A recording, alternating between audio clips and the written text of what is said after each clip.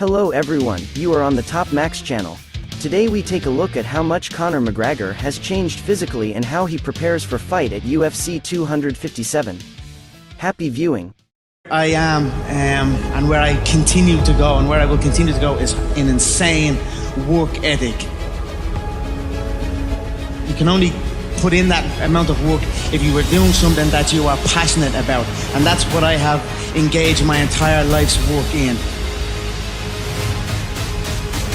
You cannot fully commit to something if you are not passionate about it, so you must look at your surroundings, at the things you are involved in, and ask yourself, are you truly passionate about these things? Do you truly want to put every ounce of your being into these things?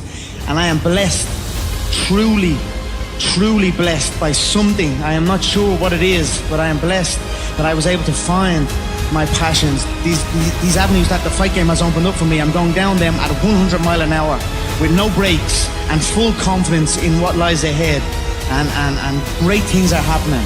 So I'm very blessed and very motivated still. I have gone through times in my young career of lapses in motivation and seeking that energy, but you know, I'm not supposed to be here. Where I come from, it's on my whiskey prop on number 12. I come from a place, Dublin 12. It is a hard-working town, a small little suburb.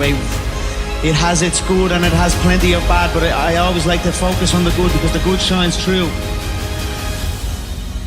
Where I come from, we're not supposed to climb to these heights. We're told that. It's instilled in us. And I wanted to break that mold and pave the way, open up paths.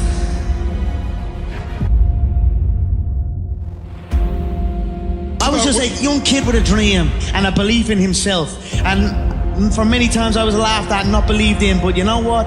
Nothing external can defeat the internal. The only thing that can take someone down or break you down is internal. Nothing external is strong enough. It's just about making sure your internal dialogue and your internal belief in yourself is strong enough that it can withstand the external. The external is there. You've got to accept it. You've got to embrace it. You've got to understand it and be aware of it. But don't let it seep into your internal dialogue. I don't know it all. I'm up and down and growing with this. I'm trying to continue to learn. It's a daily occurrence. Not to let that external infiltrate my internal. And that's what I'm trying to do right now, because I have let it infiltrate it at times. Yes. Who am I? Yes. I know who I am. I am an Irish animal, a proper Irish animal. My career is a career of never been done before. No Irish man has done what I have done. I opened up pathways for my people. We came steaming through the door thanks to my belief and my hard work. I put my people on, I put my nation on the map.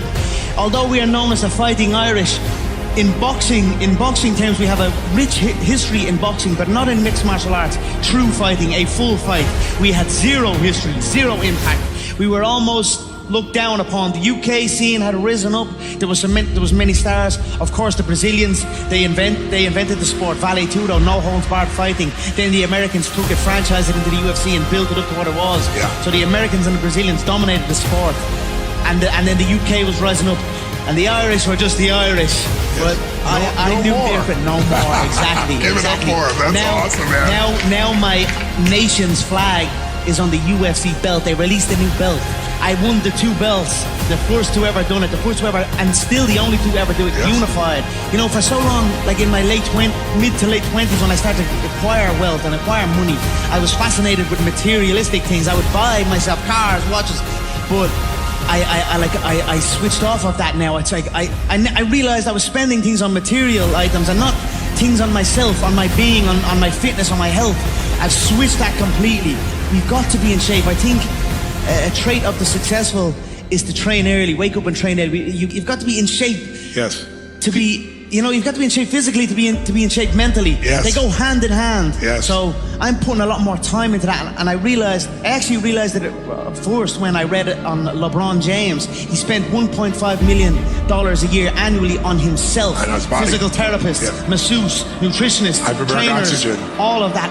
And you know what? When I seen that, I said, I spent zero. I just, when a camp forms, when a fight forms, I'll gather a team of people. We go into the Vegas desert, lock ourselves away for 10 weeks and do insanity work.